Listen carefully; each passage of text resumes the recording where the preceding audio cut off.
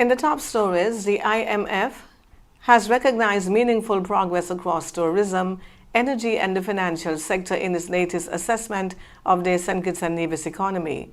IMF team is visiting Barbados this week for Article 4 consultations and post-program discussions with the government. And on the international scene, Argentina is investigating whether it is the source of a deadly hantavirus outbreak linked to a cruise ship. Hello and welcome to the ZIZ Midday Major Newscast. Today is Thursday, the 7th day of May, and I am Jasmine Thomas. First on the local scene. The International Monetary Fund has recognized the significant progress across several key sectors in its latest assessment of the St. Kitts and Nevis economy. Stay-over tourist arrivals have exceeded pre-pandemic levels, outperforming the Eastern Caribbean regional average. Delta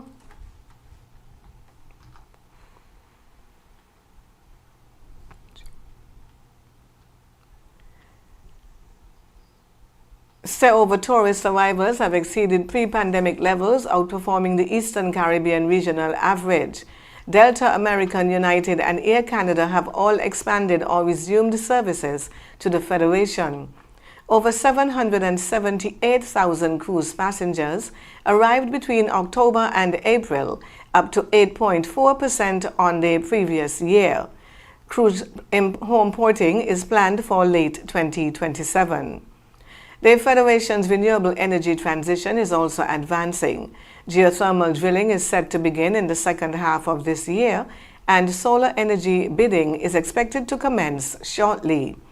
The government has committed to 100% renewable electricity generation by 2030, backed by a $40 million loan from the Saudi Fund for Development for a new transitional plant. In the financial sector, banks have strengthened their capital positions, non-performing loans continue to fall, and credit growth remains robust. Legal reforms are planned to strengthen regulatory oversight, while the Development Bank is undergoing deeper structural reform. The IMF's overall assessment is one of cautious optimism. While broader fiscal challenges remain, the IMF says the Federation is moving in the right direction and supports its Sustainable Island State agenda as the framework for building a more resilient and diversified economy. Prime Minister Dr. Terence Roux says the MRI Center at the Joseph and France General Hospital is nearing completion. He noted that many patients have had to travel overseas or face delays to access MRI services, a situation he says is about to change. Dr. Drew says the new facility will bring advanced diagnostic care directly to patients in St. Kitts and Nevis. He added that the center is expected to improve diagnosis times and treatment outcomes while reducing costs and access challenges. The Prime Minister said the project is part of wider efforts to modernize the healthcare system and expand access to critical services. He added that the aim is to build a stronger system that can meet current demands while preparing for the future. Our technical mission from the World Food Programme is in St. Christopher and Nevis to assess the country's school meals and nutrition programs. The review is aimed at identifying gaps and opportunities to strengthen the effectiveness of school feeding initiatives across the Federation. The delegation also paid a courtesy call on Prime Minister Dr. Terence Drew, where discussions centered on the link between nutrition, education, and government support for school feeding programs. Latoya Matthew Duncan, Nutrition Surveillance Officer and focal point for the mission, emphasized the importance of the initiative in supporting student health and development. This mission, the World Food Programme Technical Mission, it represents an important opportunity for the Federation to not only modernize, look at our national school meals program from a much wider angle, but also to assist us with identifying gaps, challenges, as well as looking at ways to address them. So I think this mission is so timely, as school nutrition in the Caribbean is really, well, let me say it's a big deal. And so I think it's a great vessel to look at nutrition interventions for St. Kitts, well, and Nevis overall. This Regional Advisor for School-Based Programs at the World Food Program, Alessio Orguera, said the mission is expected to produce a detailed assessment to help guide future action. This is an observatory exercise. It's primarily a scoping exercise to begin with. So we'll be here visiting schools and facilities and meeting stakeholders from different areas. And the main outcome of this exercise will be a comprehensive analysis report that will contain actionable recommendations and set the path for the next steps. We now take a look at news on the regional scene.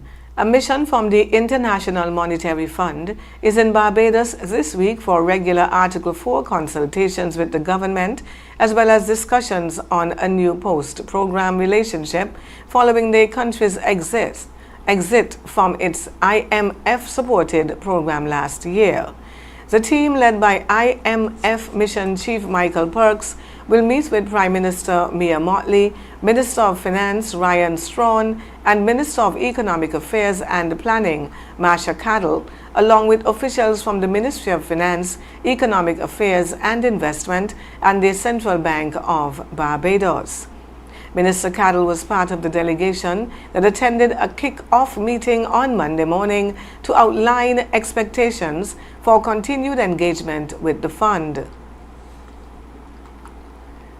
And 3 persons were killed, including a 2-year-old child, and 2 others were injured during a shooting in the Rifle Hill area of Belmont in Trinidad this morning. 2 men identified as Anthony Monster Wilson and Akil Fats Kafi were found dead after reports of heavy gunfire in the St. Francois Valley Road area in the early hours of the morning, while the child died at hospital. Among the injured that were rushed to the hospital was the child's mother. Police have not yet confirmed if the murders were linked to recent shootings in the area, including a quadruple murder in April that took the life of a 9-year-old girl. No arrests have been made in connection with any of the shootings. And on the international scene, Argentine health officials are investigating whether the country is the source of a deadly hantavirus outbreak linked to an Atlantic cruise ship. The outbreak has raised concern as Argentina experiences a sharp rise in cases of the rodent-borne disease. Health authorities reported more than 100 infections since June 2025, about double the figure recorded during the same period the previous year. Experts say climate change may be contributing to the spread, with warmer conditions allowing rodents carrying the virus to thrive in more areas.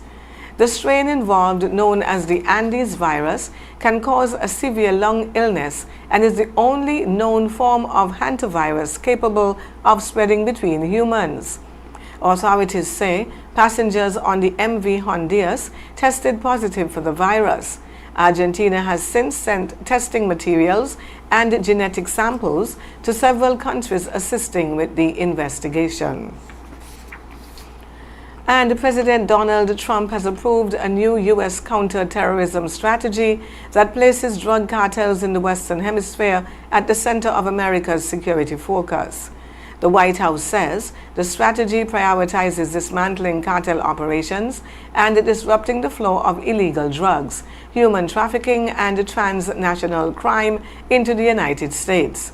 The plan also targets jihadist groups and other organizations the administration describes as extremist threats. White House Counterterrorism Director Sebastian Gorka said the strategy reflects the impact cartels have had on American communities, with overdose deaths and violence linked to illegal drug trafficking. The announcement comes as the Trump administration continues military and security operations across Latin America and the Caribbean, including actions targeting suspected drug trafficking networks. Officials say the U.S. will also press regional allies to increase cooperation in combating transnational criminal organizations. And now for a look at the weather. Relatively dry and stable conditions are expected to continue across St. Christopher and Nevis and the wider Leeward Islands through the next 24 hours. Today's high is expected to reach 32 degrees Celsius or 90 degrees Fahrenheit with an overnight low of 20 degrees Celsius or 68 degrees Fahrenheit. Weather conditions will remain partly cloudy today and tonight with just a low chance of brief showers. Winds will be easterly at 9 to 22 kilometers per hour or 6 to 14 miles per hour. Seas are expected to range between 1 and 1.5 meters or 3 to 5 feet. Sunset this evening is set to be at approximately 6:33 with sunrise tomorrow morning at around 5:45. That brings us to the end of the Midday Major Newscast. Join us this evening for these stories and more. Thank you for tuning in. I am Jasmine Thomas. God bless you.